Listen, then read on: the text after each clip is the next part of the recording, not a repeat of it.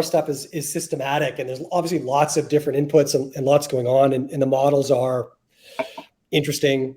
But what is fascinating to me is that you are managing so much of those dimensions manually, right? Like as you say, there's hundreds or thousands of line items. You're getting information from all these different sources. You're consolidating that, synthesizing it, you're plugging it into models. You're making sure you're not making errors, and a lot of that is like point and click or typing numbers and talking to people on the phone. How did you build a skill set to manage that cognitively?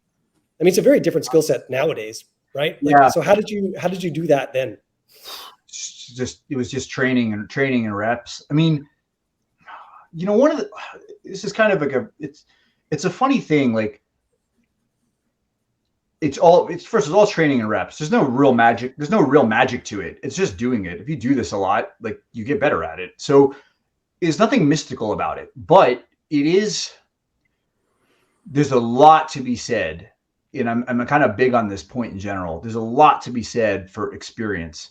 To give you an idea, like I traded about, at least for the last decade, I've traded close to 100,000 equity options a day. Okay.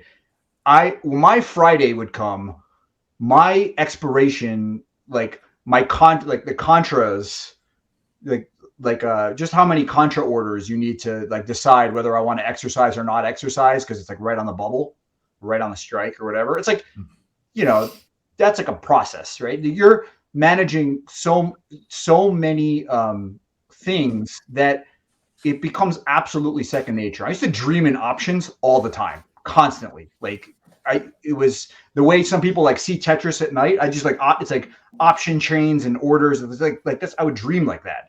So, and there's nothing magical about it other than immersion. It's utter immersion. Like I was speaking to a guy that was asking me about how do you learn this stuff? I said, let me tell you what my training was like. You'd go to the floor, you'd be immersed all day long with these option board, the floors of the exchanges, they had all those boards up above you, with all the prices and what the S&P is doing and whatever. All day long with the guy I'm clerking for, we're making markets on what the end of the day volume is going to be. We're trading options on what the end of the day volume is going to be, like paper trading. And we're going to settle this up. We're making markets on what various prices are going to be. I remember getting, losing so much money being stubborn and shorting Krispy Kreme to the guys that I was back in the day, to the guys that I was working for, that I had to take 4 guys out for like a $2,000 dinner at Nobu when I was 22 years old. And that was 3 times my rent. Okay. Like you were, and then you'd finish your day. You'd be like, okay, I'm done with my trading day. Then I'm going to go to mock trading. I'm going to spend 90 minutes in mock trading with a bunch of guys that are all competing, and gals all competing to get to Susquehanna's training class to spend 10 weeks in Bala Cynwyd, Pennsylvania. That's a big deal because, on average, it takes 9 months to 2 years to go to that class. I get hired. I was making $37,000 a year. Your pay was going to jump to $50,000 when you went into the class, and then it was going to jump to like 90 when you came out of that class. And we're broke. Like I want to get the class, right? So you're doing put call parity games. You're trying to get fast. Remember, my mental math skills at that time was you're just constantly working on it because you got to be fast. You're in the pit.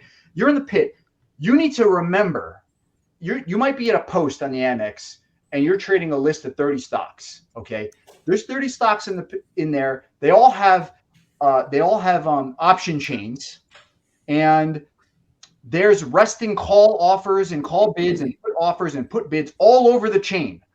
As soon as the stock moves, do you know what you're going to yell out to the specialist to say, I want to buy Microsoft Jan 40 calls, take those. I'll take what's on the screen there. I'll take those, sell those put, like as soon as the stock rips, what are all the put bids I'm going to hit? Where are all the call offers I'm going to lift in everything that I trade?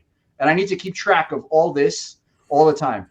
As a clerk, we would keep a spreadsheet. On a single list thing, I knew what every position was. I said, if this broker comes into the pit, I know he's long 450 of these calls. I know he bought them for this price on this day. And when he comes in, I'm gonna be like, which way am I gonna lean that market? Okay. He comes in. I think the thing's worth 7. He comes in, but I think he's a buyer. He's short them, and he's actually coming to buy them back because I know that the market has dropped from when he bought these 2 weeks ago, and he's probably looking to take his profit. So he comes in quoting these calls. He's short 450 of them. Okay. I think it's worth 7. What's my market? I'm 12.18. Show me a 14 bid. That's okay. All day,